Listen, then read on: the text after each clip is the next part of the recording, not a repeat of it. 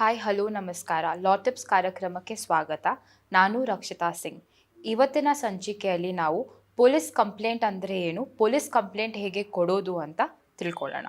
ಮೊದಲಾಗಿ police complaint ಅಂದರೆ ಏನು? ನಡೆಯುತ್ತಿರುವ ಘಟನೆಯ ಮಾಹಿತಿಯನ್ನು ಪೊಲೀಸರಿಗೆ ಕೊಡೋದು ನಾವು ಫಸ್ಟ್ ಇನ್ಫಾರ್ಮೇಷನ್ ಅಂತ ಲಾ ಅಲ್ಲಿ ಕರಿತೀವಿ. ಆ್ಯಂಡ್ ಇನ್ ಟಾಕಿಂಗ್ ಲ್ಯಾಂಗ್ವೇಜ್ ನಾವು ಅದನ್ನು ಪೊಲೀಸ್ ಕಂಪ್ಲೇಂಟ್ ಅಂತ ಕರಿತೀವಿ. ಸೊ ಈಗ ನಾವು ಪೊಲೀಸ್ ಕಂಪ್ಲೇಂಟ್ ಹೇಗೆ ಕೊಡೋದು ಅಂತ ತಿಳ್ಕೊಳ್ಳೋಣ. ಸೊ ನಾವು ಪೊಲೀಸರಿಗೆ ಕಂಪ್ಲೇಂಟ್ ಕೊಡುವಾಗ ಏನೇನು ಗಮನದಲ್ಲಿ ಇಟ್ಕೊಳ್ಬೇಕು ಅಂತ ನೋಡೋಣ. ಪೊಲೀಸರಿಗೆ ಯಾವತ್ತೂ ಕಂಪ್ಲೇಂಟ್ನ ಬರೆದು ಕೊಡಬೇಕು. ಆ್ಯಂಡ್ ಪೊಲೀಸ್ ಕಂಪ್ಲೇಂಟ್ನ ಪೊಲೀಸ್ ಸ್ಟೇಷನಲ್ಲಿ ಹೋಗಿ ಬರ್ದು ಡ್ರಾಫ್ಟ್ ಮಾಡಿ ಕೊಡಬೇಡಿ.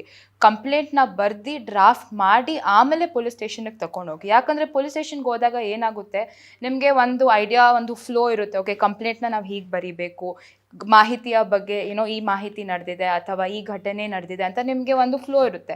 ಸೊ ಪೊಲೀಸ್ ಸ್ಟೇಷನಲ್ಲಿ ಹೋದಾಗ ಏನಾಗುತ್ತೆ, ಪೊಲೀಸವರೇ ಒಂದು ಸಜೆಷನ್ ಕೊಡ್ತಾರೆ.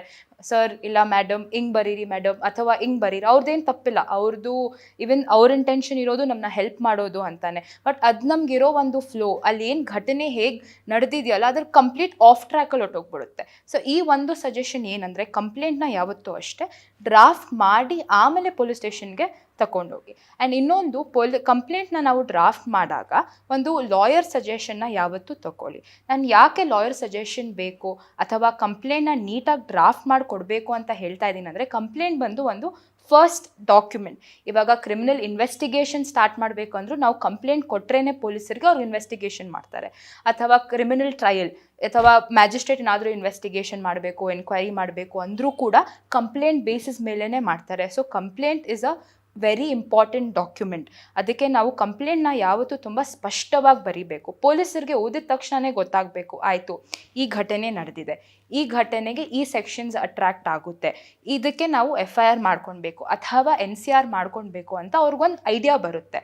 ಅದಕ್ಕೆ ಕಂಪ್ಲೇಂಟ್ನ ಅಷ್ಟೇ, ಕಂಪ್ಲೇಂಟ್ನ ಬರೆಯುವಾಗ ನಾವು ಯಾವತ್ತೂ ಘಟನೆ ಏನು ನಡೆದಿದೆ, ಘಟನೆ ಎಲ್ಲಿ ನಡೆದಿದೆ, ಆ ಘಟನೆ ಏನು, ಘಟನೆ ನಡೆದಾಗ ಯಾರ್ಯಾರಿದ್ರು, who and all were involved when that incident occurred ಅಂತ ನಾವು ನೀಟಾಗಿ ಸ್ಪಷ್ಟವಾಗಿ ಬರಿಬೇಕು. ಮತ್ತು ಘಟನೆ ಡೇಟು, ಇನ್ಸಿಡೆಂಟು, ಆ ಟೈಮ್ ಎಲ್ಲಿ ಒಕರ್ ಆಯಿತು ಅಂತ ಬರಿಬೇಕು. ಯಾವತ್ತೂ ಅಷ್ಟೇ ಕಂಪ್ಲೇಂಟ್ನ ತುಂಬ ಎಕ್ಸಾಜುರೇಟ್ ಮಾಡೋಕ್ಕೆ ಹೋಗಬೇಡಿ. ಹೇಗೆ ನಡೆದಿದೆ, ಏನು ನಡೆದಿದೆ ಹಾಗೆ ಬರೆದು ಕೊಡಿ.